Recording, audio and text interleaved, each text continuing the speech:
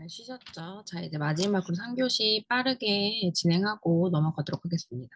제가 앞에 녹화하는 부분이 조금 어설퍼서 자르고 다시 뭐 붙이고 이렇게 했는데 3교시까지 이렇게 진행하고 다음 주 수업할 때는 조금 더 원활하게 수업을 진행할 수 있도록 연습을 한번 해보도록 하겠습니다. 그래서 자, 고조선 시대부터 한국 메이크업 역사가 시작이 돼요. 그래서 이때부터 피부 미백 효과를 위해서 쑥을 달인 물을 음, 쑥을 달인 물에 목욕을 하였다는 기록과 기미 주근깨 잡티 제거를 위해서 마늘을 찧어서 꿀과 함께 얼굴에 발랐다는 기록이 있습니다. 이러한 기록을 보았을 때 고대에서도 희고 고운 피부가 선호되었음을 알 수가 있습니다. 희고 고운 피부는 일단 한국, 중국, 일본은 아직까지도 흰 피부를 굉장히 선호하고요. 그리고 유럽 같은 경우 백인들 같은 경우에는 원래 백인이기 때문에 우리 노동자들은 햇빛을 못 보고 일을 하기 때문에 이제 하얀 피부고 부유한 리치 돈 많은 사람들은 여름에 휴가를 가기 때문에 자기 본인 피부 톤보다 한 세 톤 정도 어두운 피부를 더 선호해요. 그래서 이렇게 화이트닝을 거의 집착하는 민족은 우리나라가 제일 심하다. 그리고 중국, 일본이 제일 심하다. 이렇게 봐주시면 될 것 같습니다.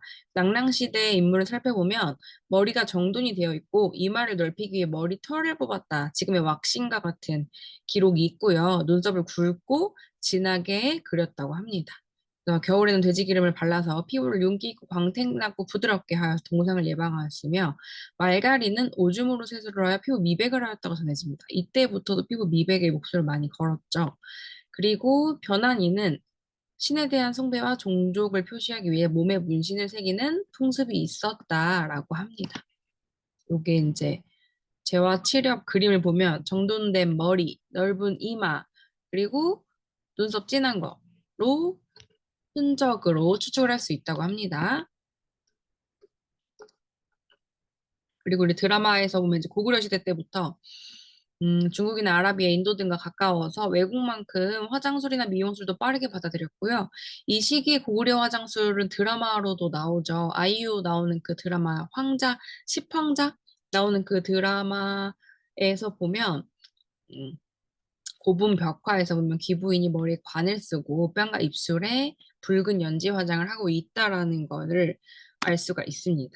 고구려 때도 쌍형촌 고분 벽화를 보면 여관 혹은 시녀로 보이는 여인들이 연지 화장을 이렇게 하고 있는 걸 볼 수가 있습니다. 백제는 평야시대 일찍이 정착하여 속적한 경제적인 부를 바탕으로 백제 부자였대요. 높은 수준의 문화를 창조하였고 중국 문화에서는 시분 무주 부는 바르되 연지는 바르지 않았다는 기록이 되어 있어서 이때부터는 은은하고 담백한 화장을 즐겼음을 알 수가 있습니다. 일본에서는 백제로부터 화장 및 화장품 제조 기술에 익혀 비로소 화장을 하였다는 기록이 있고 화장 기술과 화장품의 제조 기술 수준이 굉장히 백제 때 높았다는 것을 또 알 수가 있습니다.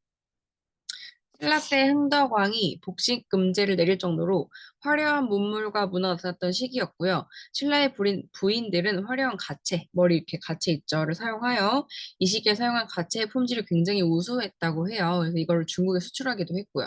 그래서 백색 피부를 선호하여 백분과 같은 화장품이 대중화가 되었고 통일 이전에는 영육일치 사상이라고 해서 아름다운 육체에 아름다운 정신이 깃든다. 이 얘기는 지금도 내려오고 있죠. 건강한 신체에 뭐 건강한 정신이 깃든다라는 말로 화장을 10개 모든 남성까지도 했다고 해요. 이 시대 때. 그리고 통일 이후 중국의 영향으로 화장이 화려해집니다. 얼굴에는 분꽃씨의 가루나 활석, 돌가루 등으로 분을 만들어서 물에 개서 발랐으며 지금의 파운데이션이라고 볼 수가 있죠. 눈썹은 불 떼고 남은 젤을 물에 섞어가지고 그림을 그렸다라는 역사 기록이 있습니다. 그리고 고려시대에는 신라의 화장술을 그대로 계승해서 외형상 사치스럽고 내면적으로 탐미주의의 색채가 농후하였으며 신분과 직업에 따른 이분화된 화장법으로 분대 화장과 비분대 화장이 구별이 되었다고 합니다. 분대 화장은 기생, 궁녀 같은 직업 여성 중심으로 화장에 분을 바르고 눈썹을 가늘게 다듬어서 또렷하게 뺐고요.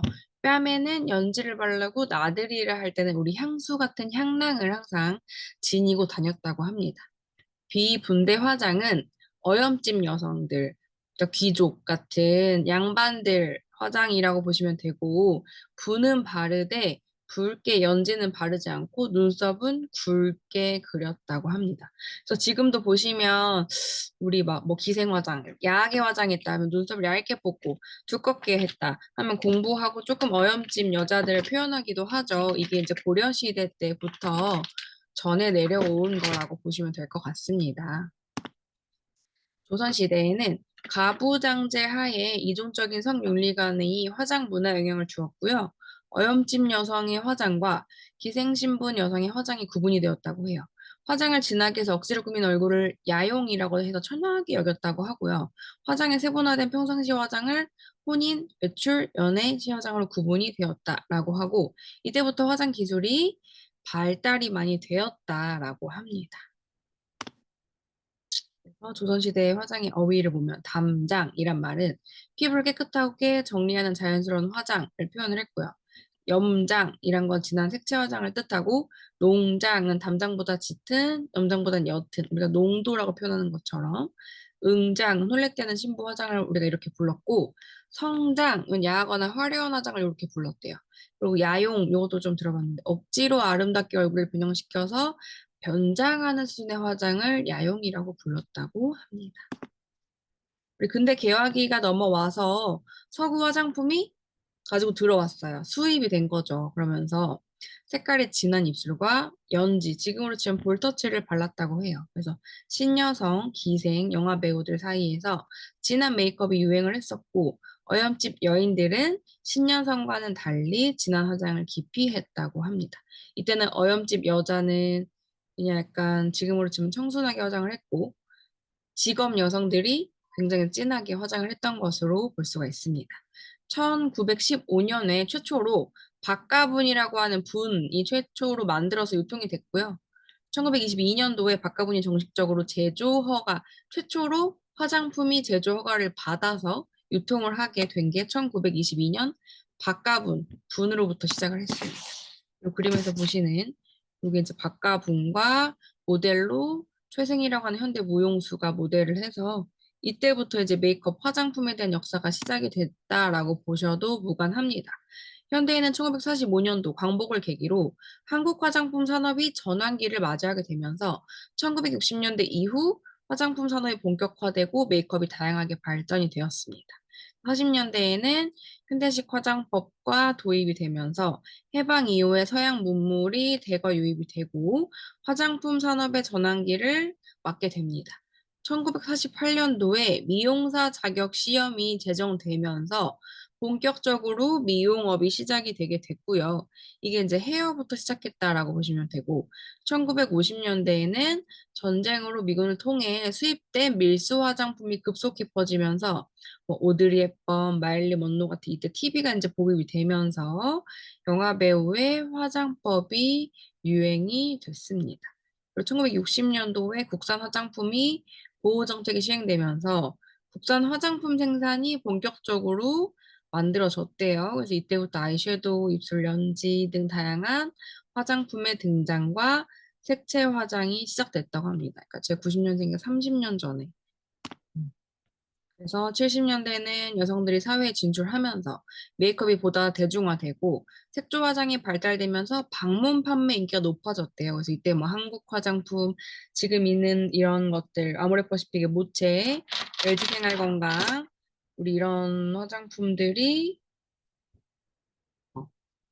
출시가 됐고요. 화장이 산업이 발달되면서 투명한 피부, 긴 눈썹, 핑크와 보라색의 아이섀도우가 유행을 타면서 깊은 눈매, 렌지 화장으로 여성미가 강조되는 화장이 시작이 됐다고 보시면 될 것 같아요. 흑백 TV만 있었는데 1980년대 컬러 TV 방송으로 색조가 더 유행하게 됐어요. 그리고 디스코의 영향으로 펄이 들어간 이런 반짝이거나 화려한 메이크업이 유행을 하게 됐고 에콜로지 경향과 함께 자연스러운 메이크업이 부각이 됐습니다. 1990년대에는 유행보다는 개성을 존중하는 메이크업이 유행이 됐고 기능성 화장품이 이제 이때부터 미백 기능성, 주름 기능성이 대중화가 되면서 2000년대에는 다양한 질감과 여러 컬러들의 제품의 기술력이 엄청 높아졌고 화장을 하지 않은 듯한 민낯이란 단어가 최초로 이때 등장하게 됩니다. 그래서 여기서부터는 제가 다음 시간에 잘 정리해서 또 수업을 하도록 하겠습니다. 그래서 오늘은 1교시, 2교시, 3교시 눌러서 출석 체크해 주시고요. 요 수업 잘 들으시고 2주 동안 오픈이 되니까 잘 들으시고 제가 정리하고 이런 수업 내용들은 추후로 파일로 올려놓도록 하겠습니다. 그래서 오늘은 여기까지 수업을 진행하고 밤 늦게 들으시든 언제 어디서든 영상은 들으실 수 있으니까 잘 들어주시고 궁금한 점은 뭐 남겨주시거나 따로 수업 제가 갈 때 물어봐 주시면 좋을 것 같고 요 온라인 수업은 이렇게 좀 진행을 하도록 하겠습니다. 사실 저도 이게 혼자 떠들고 영상 찍고 영상 저장하고 유튜브에 파일 올리고 유튜브에서 주소 다운 받아가지고 G클래스라고 하는 곳에 등록하고 이렇게 하다 보니까 오늘은 조금 시간이 좀 많이 지체됐어요. 그래서 앞에 시간은 짧게 어쨌든 올렸고 수정을 하면서 타이트하게 이렇게 가지만 조금 자연스럽고 매끄럽게 진행할 수 있도록 저도 많이 노력을 할 테니까 들으시는 분도 사실 여기 온라인으로 듣는 게 되게 지루하고 답답해요. 저도 보면 이렇게 켜놓고 그냥 딴짓하기도 하고 얼굴 보고 하는 게 아니라서 체크해 줄 수 없는 부분이 있지만 그래도 우리 이제 이렇게 비대면으로 나머지 수업을 진행해야 되니까 조금 집중해서 잘 따라와 주셨으면 좋겠습니다. 여기까지 오늘 수업 마무리하고요. 편안한 밤 되시길 바랄게요. 안녕히 계세요.